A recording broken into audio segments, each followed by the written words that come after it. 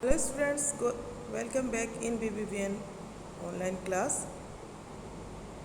आज हमने जो चैप्टर पढ़ा था हमारा म्याऊं म्याऊं, उसकी मैंने आपको PDF भेजी थी, लेकिन कुछ ही बच्चों ने मुझे करके नहीं भेजा है, तो मैं आपको फिर से अभ्यास कार्य का वीडियो भेज रही हूँ। आप इसको अपनी उत्तर पुस्तिका में करेंगे, ठीक है।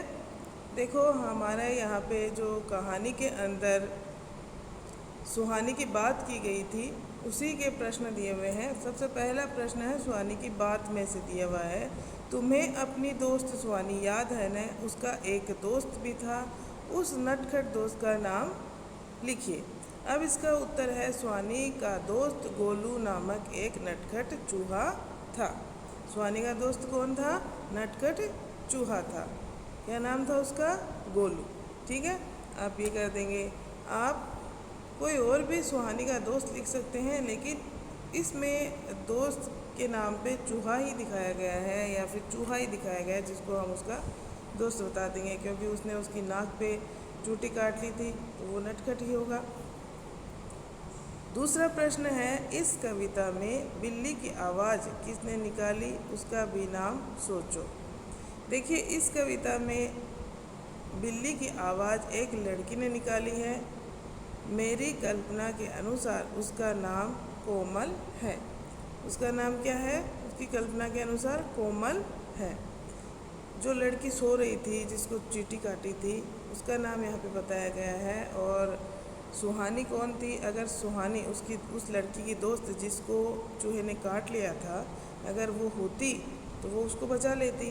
वो किस तरह से बचाती, ये भी प्रश्न था इसमें कविता में। तो आप इन प्रश्नों के उत्तर लिख लेंगे, और आपने अगर कर लिए हैं, अपनी तरफ से किए हैं या इस PDF में से किए हैं, तो बहुत अच्छी बात है, आपको बदलना नहीं है। लेकिन अगर नहीं किए हैं, क्योंकि कुछ एक बच्चों की ही आई है मेरे पास, बाकियों की नहीं आई है, तो आप इनके उत्तर ये लिख लें, ठीक है। तो इस कविता में बिल्ली की आवाज़ किसने निकाली? उसका नाम सोचो। उसका नाम हमें सोच के लिखना है। उसका नाम आप सोच के कोई और भी लिख सकते हो। यहाँ पे कोमल लिखा है, आप कुछ और भी नाम लिख सकते हो, ठीक है।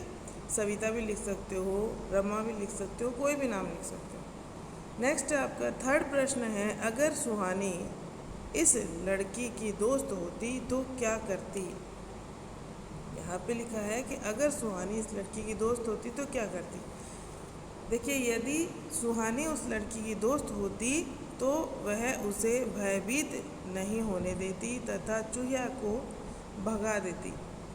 वह उसे डरने नहीं देती, क्योंकि चूहा कौन था? सुहानी का दोस्त है ना। चूहिया सुहानी की दोस्त थी, इसलिए वह उसे भगा देती आराम से और उसे डरने नहीं देती। और दोस्त नहीं भी होती चूहिया उसकी, तो भी सुहानी उसे डरने नहीं देती अपने दोस्त को, है ना। क्यों? क्योंकि दोस्त किस लिए होते हैं? हमें हर मुसीबत से बचाने की कोशिश करते हैं, वो हमें डरने नहीं देते। तो स्टूडेंट्स, हमेशा ध्यान रखना, दोस्त जो होते हैं वो हमें हमेशा किससे बचाते हैं? मुसीबतों से बचाते हैं। और हमारा भी ये दायित्व बनता है कि हम अपने दोस्तों को किसी मुसीबत में ना डालें, और हो सके जहाँ तक उन्हें मुसीबत से बचाने की कोशिश करें। इस चैप्टर में मेन चीज़ यही दिखाई गई है। और दूसरी बात ये बताई गई है कि हमें कभी भी डरना नहीं चाहिए, किसी भी डर से मुकाबला करने की कोशिश करनी चाहिए। Thank you.